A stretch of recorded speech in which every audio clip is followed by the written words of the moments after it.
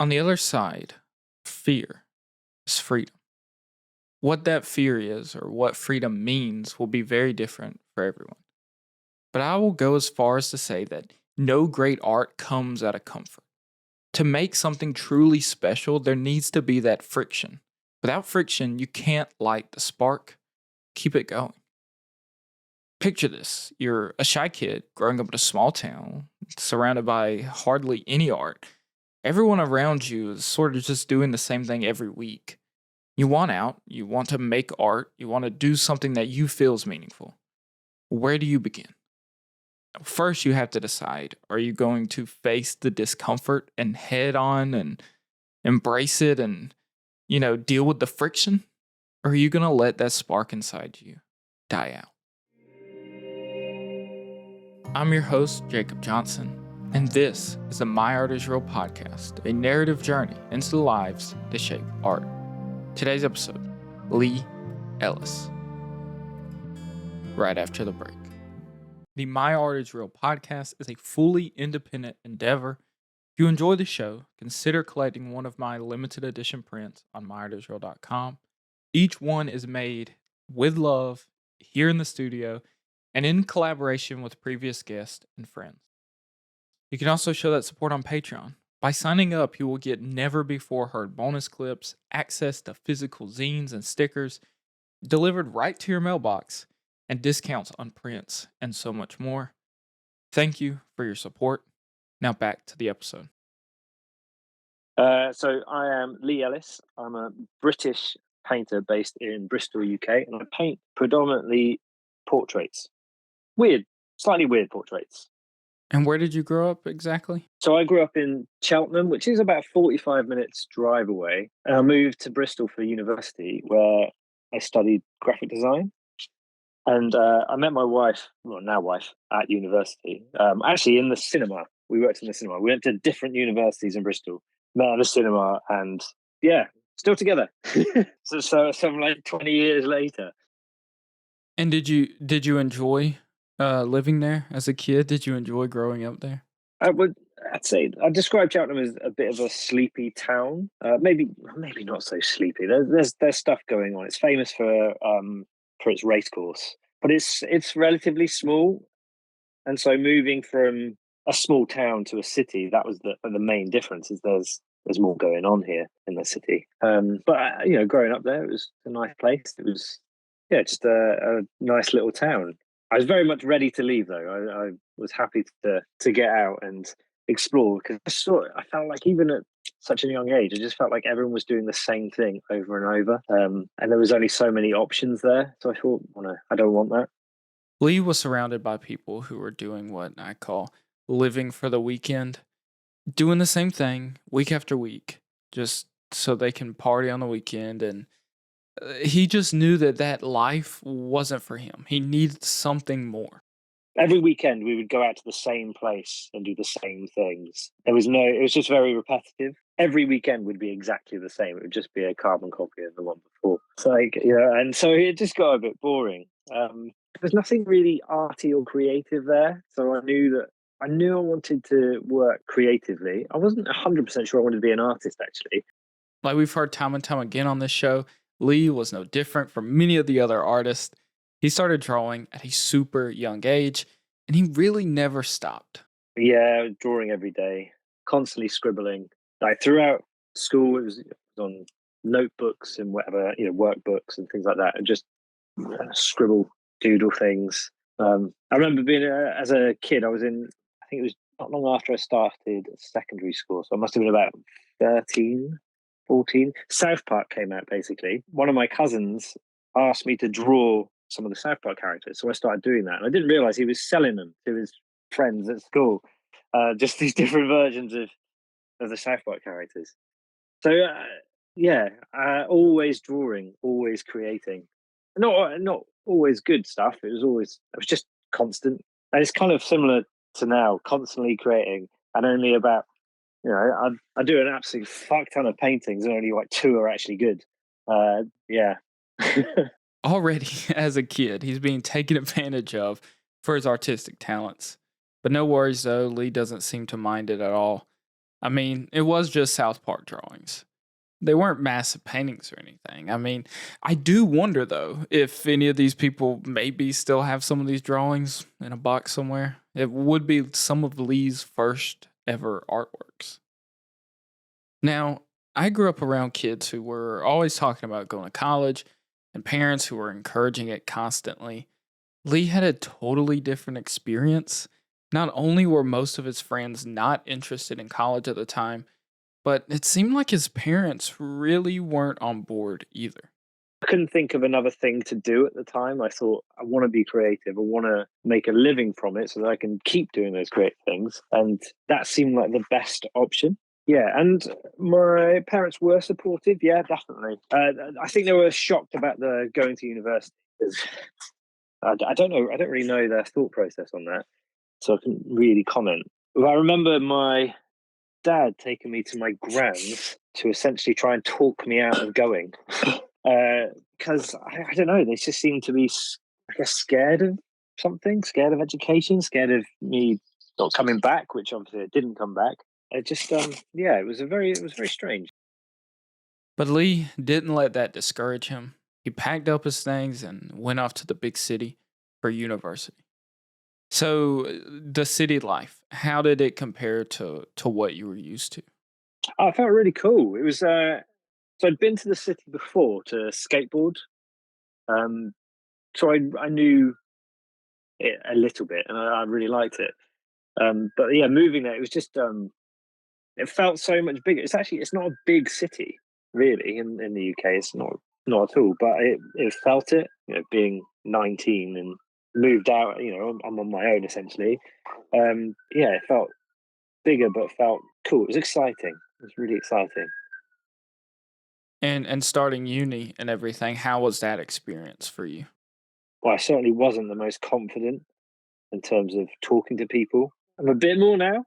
I can quite a bit more. I'm a lot more confident now. Who am I kidding? But yeah, back then I was really, really shy, painfully shy, and I found that side of things, the social side, really difficult. So yeah, getting to know new people was hard. That was the scary thing. Were you kind of just, a little shy, or was it like a next level type of shyness? Yeah, the sort of person who would rather not make a fuss. I wouldn't call if I had to like book a restaurant. Well, I didn't have to do that at the time, but if I had to make a phone call, I would avoid it. That sort of shy, and I would avoid big crowds, and try not to talk to anyone really. I'm okay one on one, or I certainly was okay one on one. But as soon as it's a big group, I kind of shut down a bit. You all should know by now how shy I was growing up, but here I am, me and Lee, two quiet, shy guys, chatting it up on a podcast for thousands of people to hear. It's no big deal, right? But seriously, that feeling is tough to shake. And if Lee was going to become an artist, he had to find a way to push past it. And let me tell you, the way he did that took some serious guts. While he was in university, Lee got a job at a local movie theater or the cinema, whatever term you prefer. And that's where he met a pretty amazing girl. And were you really into movies at that time, or was it just a way for you to pay the bills? Uh, at the time, yeah, definitely. I used to love films. So I did. I think it was one of my courses when I was at school was film studies. I really did enjoy films, and that sounds really cheesy. The magic of the cinema at the time. I still enjoy that. Not as much as I enjoy painting. Um, it worked out really well because it was a decent job doing something that I really enjoyed, and I got to see loads of free films and met my wife. So yeah, yeah. Uh, so at the time, definitely the ideal job.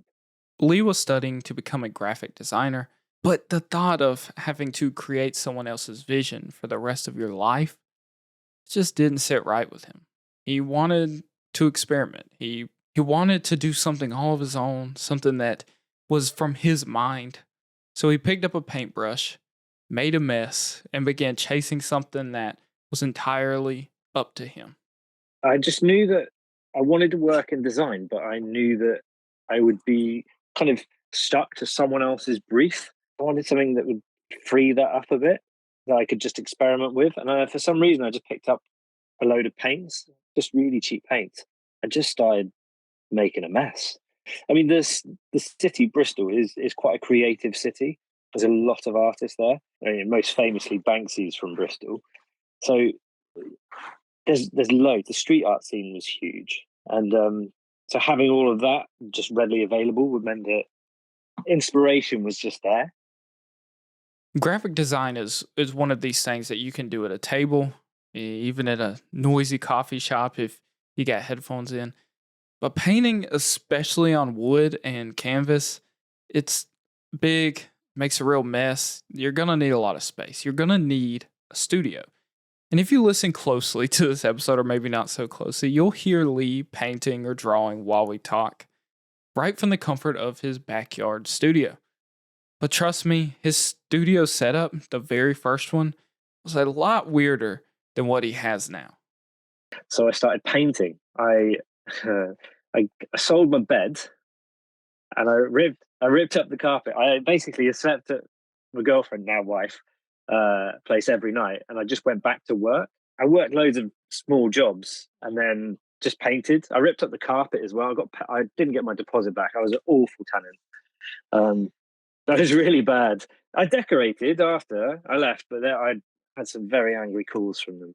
Um, but at the time, I didn't. I was young and silly, so I just got to paint all the time, every day. And then I created so much work I didn't know what to do with. So I used to lug it down to the harbour side, which is it's probably about a half-hour walk, and I would sit on the harbour side and try and sell my paintings. And it was a real mishmash because I was still trying to figure out what I wanted to paint. I just knew I wanted to paint at that point. So it was like abstract pieces, like Jackson Pollock ripoffs and stencils and all this weird stuff. And then eventually, I did eventually find, yeah, I wanted to do portraits, and I kind of went with that. But yeah, it was really weird, but quite fun. That sounds like full on bohemian art lifestyle. And honestly, for someone with a deep need to make art, that kind of freedom, it's really perfect. It had some horrible pink carpet when I moved in, so I ripped it up. I don't really know why I ripped it up because it was horrible. I could have just left it. Uh, got rid of basically pretty much all the furniture was gone, other than a wardrobe which I didn't use. Sold the bed and just painted every day. It's quite when I look back, it sounds quite bohemian and quite arty. At the time, it didn't feel like it, but yeah, that sounds quite. Besides being a bit naughty, it did sound quite cool actually.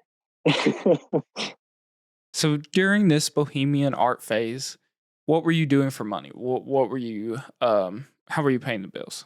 Didn't have the best portfolio when I left uni because as with everyone at uni, I dicked about a bit and didn't really do enough work. So I worked handing out a free paper at 6 in the morning, which earned me £10 an hour. It's pretty good actually. Did that for 3 hours. Then I went over to a stock room in a shop where I worked another like 3 or 4 hours. Then I had a break, which was painting, and then I worked in an off license. So I think it was like 8 till midnight or something, 8 to 11. And what did it feel like during this time? Just when you were constantly working and painting day in and day out, what was your mindset like? I think I was just quite energized. I was focused on. So in between the painting, I was trying to put the portfolio together to get some design work. So I was focused. I knew I had to just do a load of these shit jobs before I could get something good. Yeah, I've always had quite a lot of energy and been.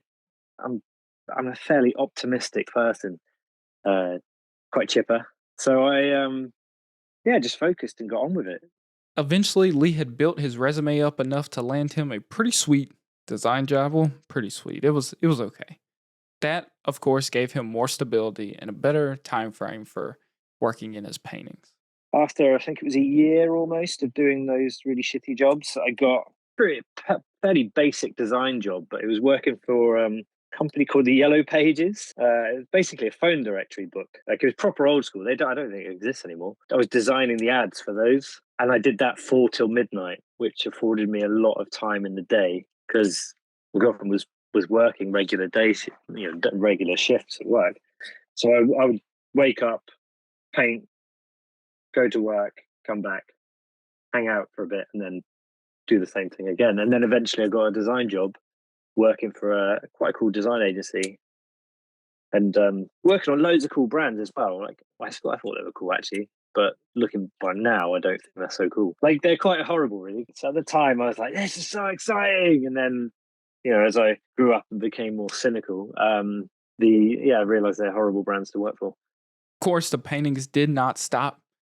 He kept showing up for it, kept pushing that brush to the surface, kept trying to bring his ideas to life. So painting for me is quite cathartic.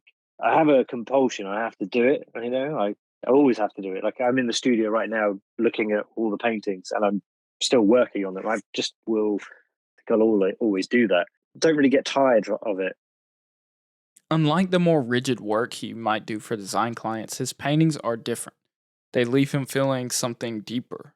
He feels satisfied, fulfilled, like it's feeding his soul instead of just his bank account. Yeah, I get a lot of energy out, a lot of, I guess, nervous energy. Maybe I don't really know. It feels really good. And then when I've got a series of paintings, I don't know. I'm very proud of them at the time, and then I hide them away and move on to the next thing. Of course, he wanted to start selling his works and maybe, just maybe, do it full time.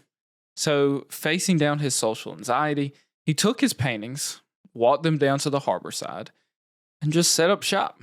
Old school, before the internet, before Instagram, just him, the art, and whoever would stop to look. Yeah, so there were two places. One was like a organized art market that I ended up joining, which wasn't very far from where I was sitting before. So, but I would go down to the harbour side where it was just undercover, and I would just sit and put a load of paintings up and hope people walking past would buy some.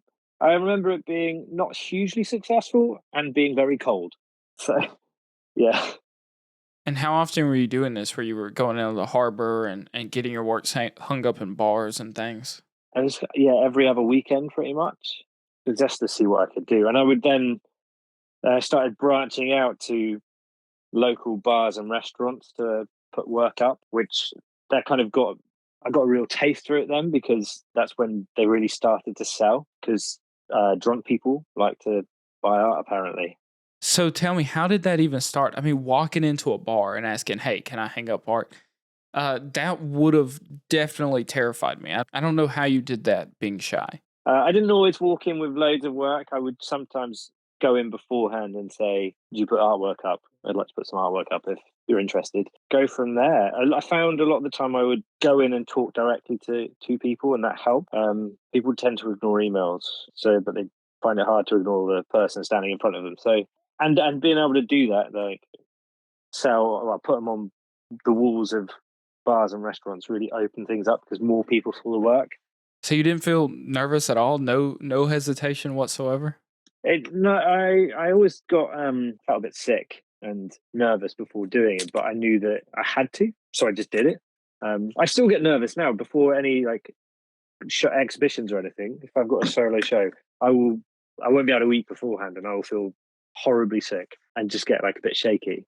But then once I push myself through it, kind of relax a bit, and the energy kind of takes over, I guess. Like I said at the beginning of the episode, you have to step out of your comfort zone. Lee didn't like going into these bars trying to ask them to hang his works, but he knew he had to. He knew he wanted to become an artist, he wanted to sell his works, and this is what he had to do.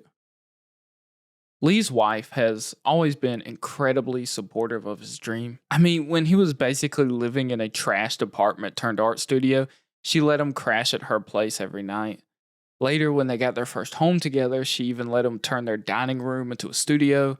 That's freaking love, man, and super supportive. So I worked for Yellow Pages for a year and then got a proper agency job, and I worked there for 8 years and still painting every day. And then I changed to another agency, and I lasted 2 years. And my son was turning my firstborn was turning 6 months old, and I realised actually I don't want to be working for these agencies anymore. Like I want to be freelance and have a bit more time. all the while, I'm still at this point. I'm still painting every single day. I had we managed to buy our own house. What would be the dining room, I turned into my studio. Again, my wife is very sort of accepting and supportive. So I turned this dining room into the studio, and it wasn't until Rex, my eldest, was born that realised we can't do that. I need somewhere. I need a designated space that isn't in the house.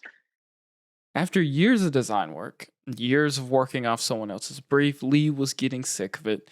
He was itching to take that leap to leave it and try to be a full-time artist. So I was working for this design agency. I realised I didn't want to do that anymore. So I just quit and went freelance as a designer. And luckily, I'd had a lot of contacts over the years. I managed to keep in touch with lots of people and got lots of work as a freelancer. So about a month after going freelance, I built a studio at the end of the garden, which is where I'm sitting right now, and moved everything out there. And from then, I've slowly moved away from design. I still do it, but not very often. I've switched, so I spend more time doing painting. It's almost full. It's funny. It's almost full time, but not, because every now and then a freelance job will come in and that will take up loads of time.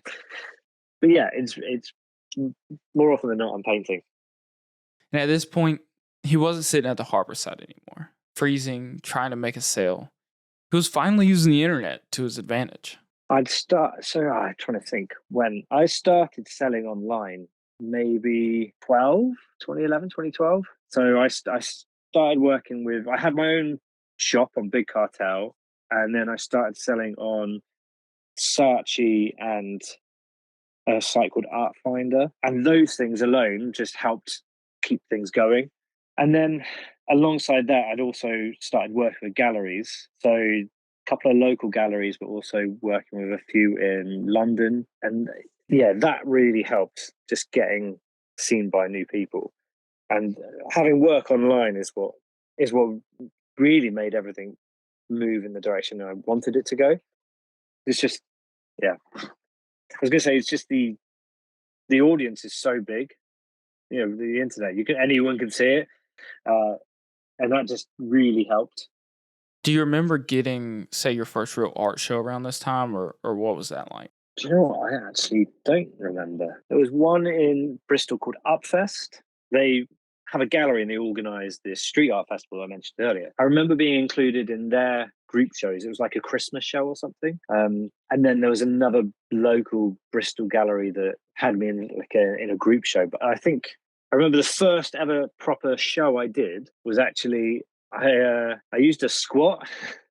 There was a squat. It was an old shop that had loads of squatters in, and I used that, and I had a show in there. It was in a slightly edgier side of Bristol. It's a place called Stokes Croft. I'd say it's a bit bohemian, but a bit edgy. So I had this squat that I put loads of work up on the walls and had it for a weekend of trying to sell artwork, and that was 2010. I think that was probably my first proper show that at least I put on. One of the things that I really admire about Lee is how he just goes for it. He doesn't wait for permission. He made a studio in the dining room. He hung art in bars. He even put together a show in a squatter building. That drive, that's something special. Do you remember the moment it hit you? Like, okay, I'm officially an artist, or maybe just like you've always been an artist, but you're now like a working artist.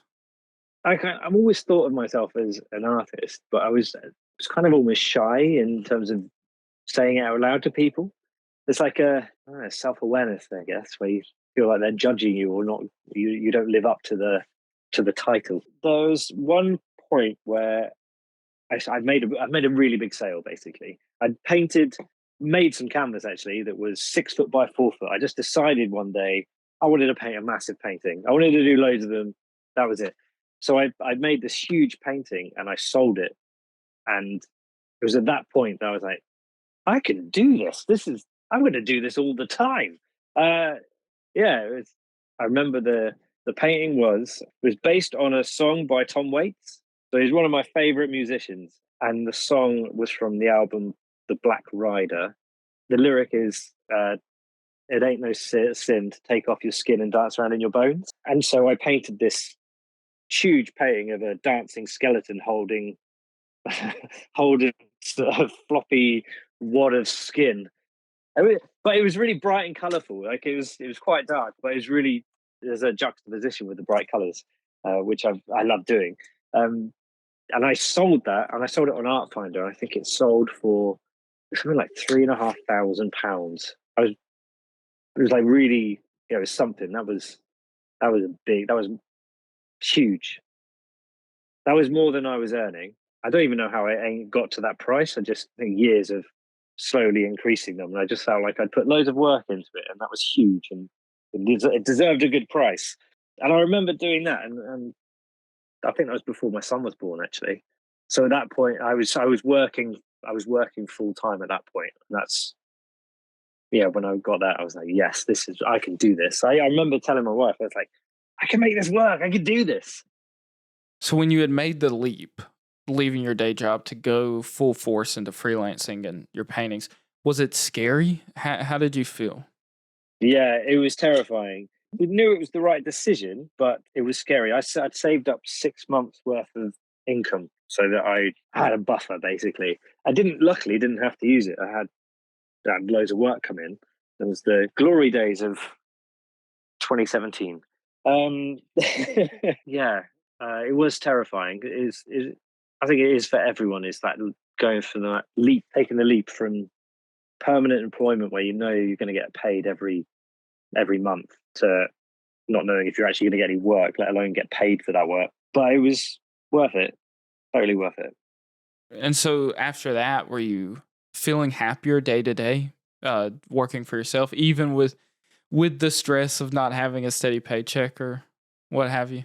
Was it worth it being your own boss? Yeah, absolutely. Having the freedom to do whatever I wanted with my painting and whenever I wanted, and also choosing who I worked for.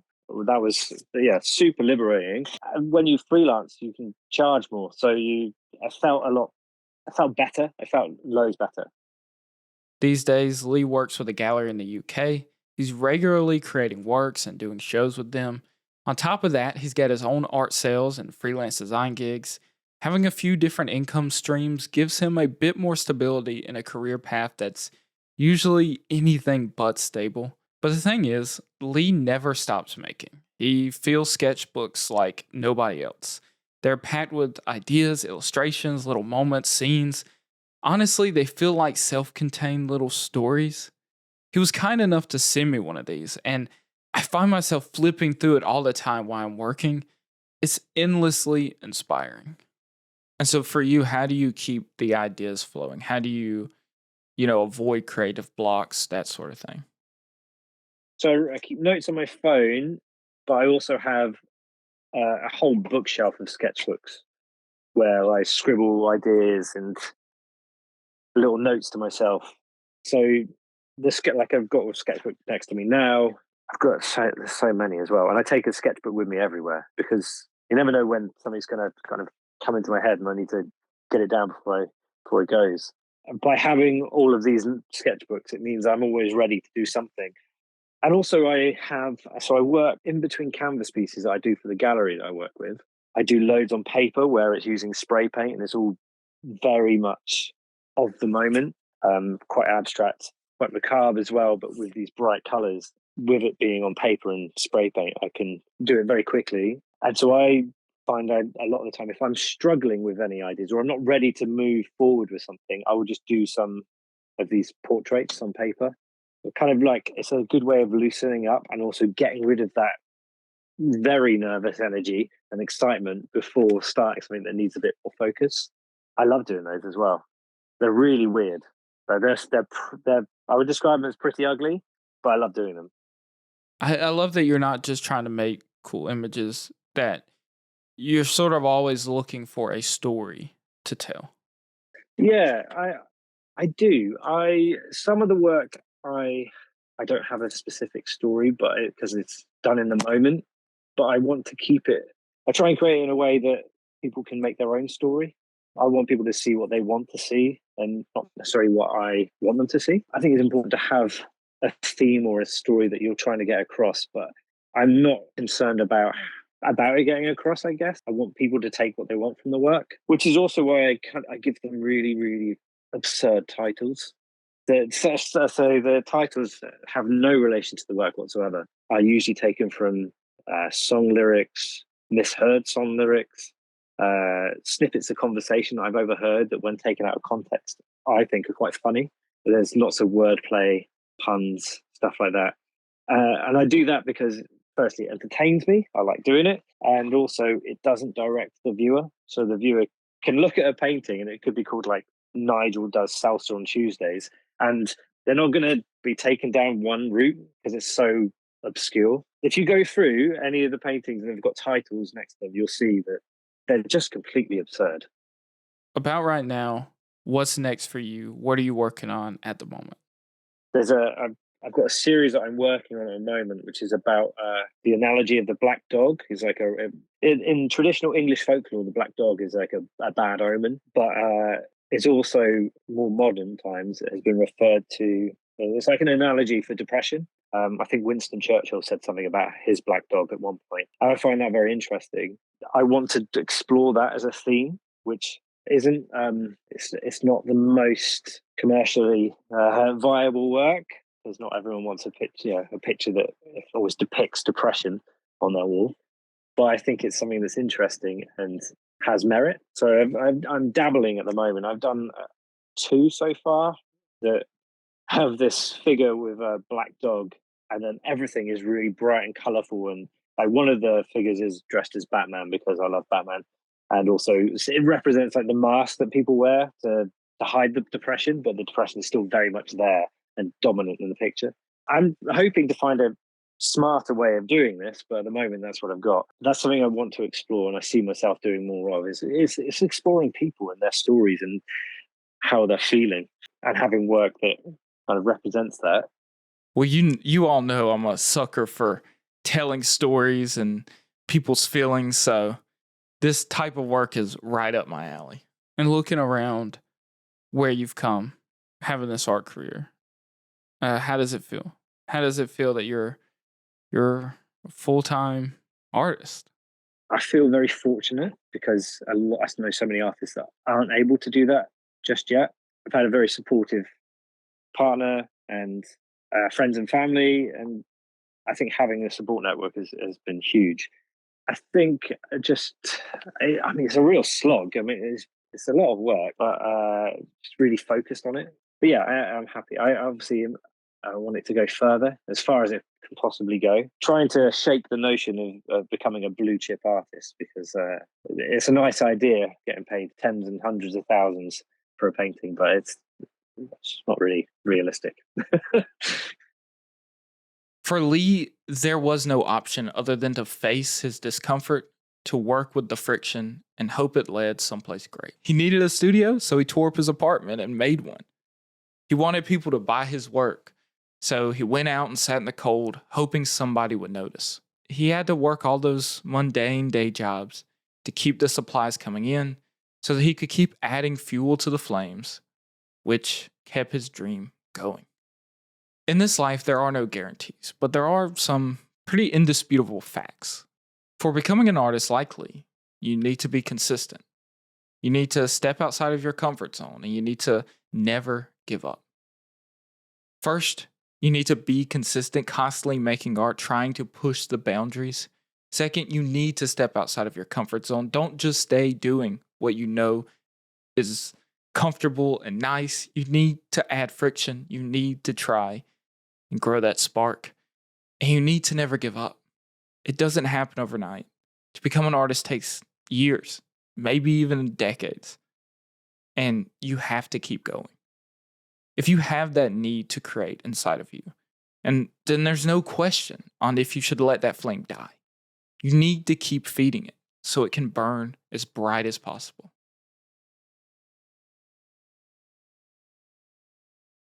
Thank you so much for listening to this episode of the Myartisreal podcast. We're coming close to episode 60 of the podcast. It's incredible. It feels like just the other day I was making episode 1. So, I mean, I just can't believe where we're at right now. Thank you, everyone who listens. If you enjoy the show, please consider collecting a print on the myartisreal.com. That way, you're helping me, continue to fund the show and keep it running while also helping the artist out. And you get a print as well, which gets to hang on your house and inspire you every day. So, thank you so much for listening. And I'll see you in the next episode.